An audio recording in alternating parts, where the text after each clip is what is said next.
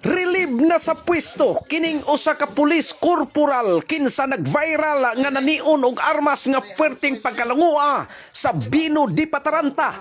Wa gyud malipay ang iyang hipi nga si Police Captain Dean Alvin Lanipa, Chief of Police sa Sapang Dalaga Municipal Police Station. Human nga iyang nakita kining video nga bisag wala manghilabot ang usa ka lalaki nga naka-t-shirt og blue, kalit lang ni butho kining mga pulis nga si Corporal Henry Bukida, taga Barangay Antipolo, Dapitan City, sakop sa probinsya sa Zamboanga del Norte, ug na destino kini sa Sapang Dalaga Municipal Police Station sa Misamis Occidental.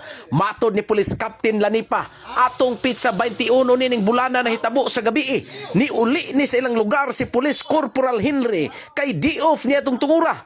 Pero tungod kay nakamamam na o igo-igo na gid ang kargada, ni gawas na ang paggalagala ni ini, ni kuha kini sa iyang armas ug sa walay igong rason giharas ang usa ka lalaki sa usa ka tindahan, kundiin gitiunan kini niyang armas ug iya paning gihangbong sa lingkuranan gamit ang iyang pusil. Perkenalan maka. Hah? Hah? Oh, nggak ikutan ya? Hah? Kami ikutan ya? Hah? Kami ikutan ya? Hindi. Di ba? Kami ikutan ya? Hindi. Kami ikutan ya? Hah? Hindi. Kami ikutan ya? Hah? Ikutan ya? Silong na lang ako. Kami ikutan ya? Hindi. Hah? Kami ikutan ya? Wa gyud musukol ang maong lalaki hangtod nga gibadong na kining pulis sa iyang misis, og sa dihang gitalikod na ang maong pulis kay nangihi sa kilid. Kursunada pud kayo ang maong lalaki, gidagan ang hubog nga pulis og gihampak sa kinumo.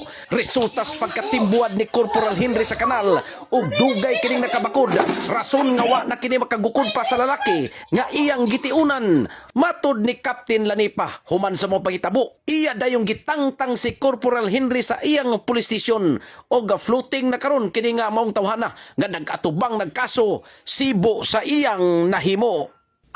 Relieve na siya ako ang station, sir. Na siya sa Police Provincial Office. Pero sa man siya, active pa ni siya, sir? Active pa na siya, sir. Active pa na siya. Police Provincial Office na ang nag-andam sa panang nag-prepare sa investigation for filing of appropriate charges. So, sa ato pa na, ba't mauding na pa ni siya armas kay kuan pa rin ni siya? Active pa? Aktibo. Pero during sa incident, sir, kuha na siya, kanang off-duty. Unsa may mong reaction, sir, nung nakita ni mo to? Unsa angayan ba ito niyang ibuha to?